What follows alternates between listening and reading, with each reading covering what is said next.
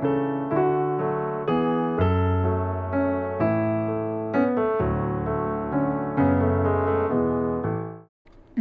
hello and welcome back.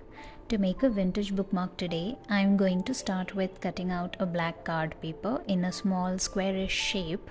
I will fold it a bit on one side so I can stick it easily on the bookmark later. I'm using a gold gel pen to draw a vintage book cover design.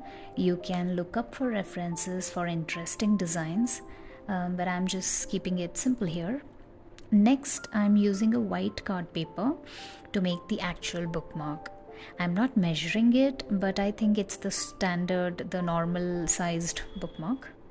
Before pasting the black vintage book cover piece that I made earlier, I'm measuring and marking a small window. I'll show how I'm planning to use this window later on in this video, so keep watching.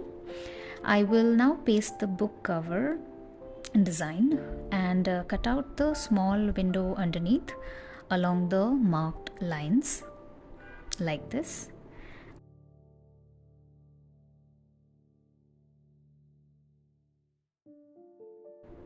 I like to have the edges rounded for my bookmarks to avoid any paper cuts, and I also like how the bookmarks look with rounded edges.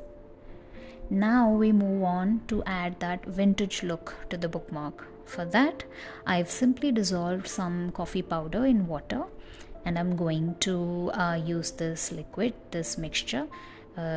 Using a paintbrush, I'm going to just dab it around, all around on my bookmark, both front side and back.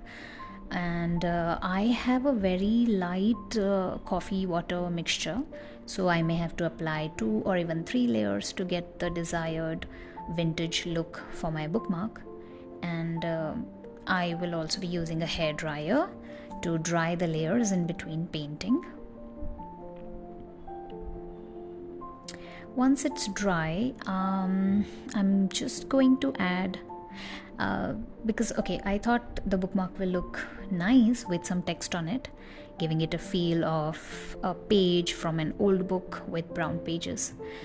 So to get that effect, I'm just going to scribble some tiny writing with a waterproof fine tip pen.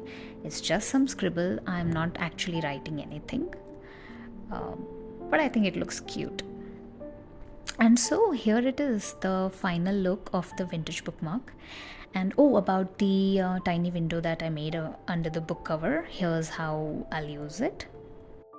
The window will show where I stopped reading, or from where I need to continue reading. So when I open the book next time, I don't get confused or think hard to remember where I stopped last. It'll show me where I stopped reading. Let me know if you like this bookmark idea, and if you would like to make one for yourself. Please subscribe to the channel and also check out my other videos. Thank you so much for watching, and I will see you in the next video. Bye, take care.